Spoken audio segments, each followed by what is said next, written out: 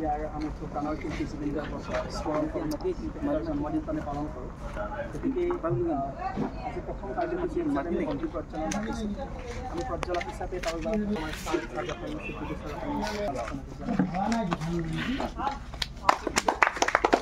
তাৰপিছত আমি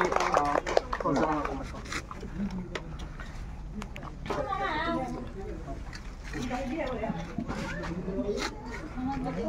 কম্পিউটার রলে লো আপনি এটা হ্যাঁ হ্যাঁ এটা গাঙ্গি দিয়ে দেন ঠিক আছে এমন চিপে মাত্র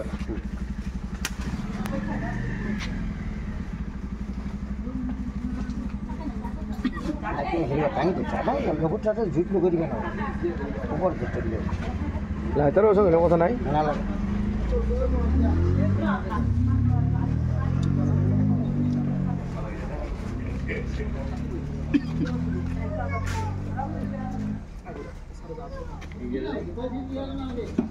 মানে কি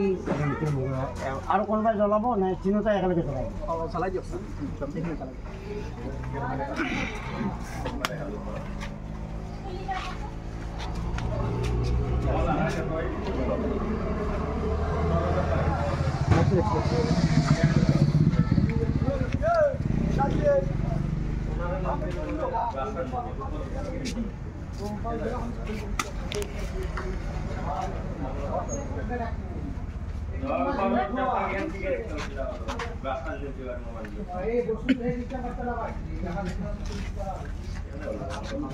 এটা ছবি বজাই দিবা দিবা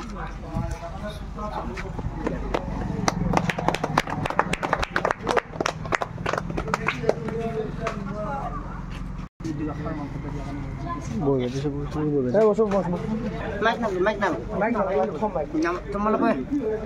থিয় হৈ শুনো আমি চবেই থিয় ইণ্ডিয়ান ছ'চাইটিৰ উদ্যোক্তাসকল আৰু মৰমৰ বন্ধুসকল আমি এটা কোনো দীঘলীয়া কথা নহয় আমাৰ একদম বেছ মানে অসমৰ অতি জনপ্ৰিয় মানুহ মানে কেৱল গায়ক বুলি ক'লে ভুল হ'ব আৰু এজন ব্যক্তি এটা অনুষ্ঠান আৰু একজন কিংবদন্তি মানে লেজেণ্ডাৰী পাৰ্চন আজি এটা কথা মানে কিমান উপলব্ধি কৰিব নোৱাৰিলে সেইটো এটা তাৰ জীৱনৰ দুখ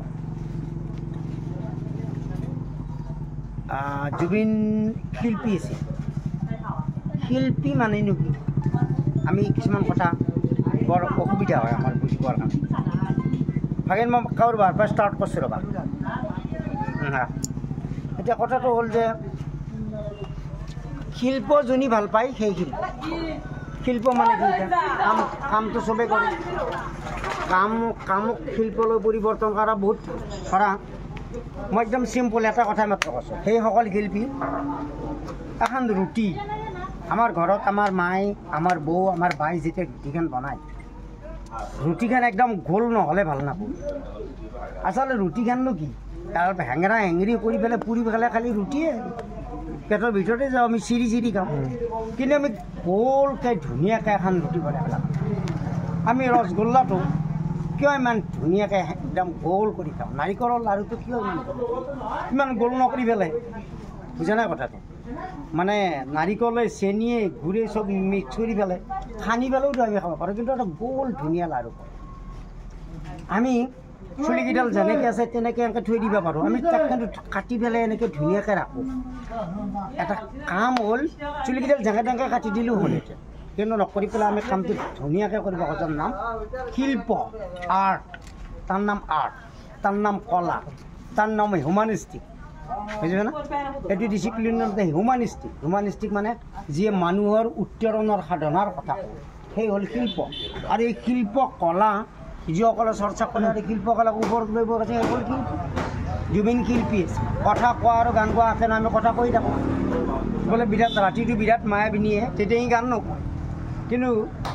জুবিনে যেতিয়া কয় মায়াবিনী ৰাতিৰ বুকুত বুলি তেতিয়া সি গান হৈছে গান হ'বৰ কাৰণে আৰ্ট লাগে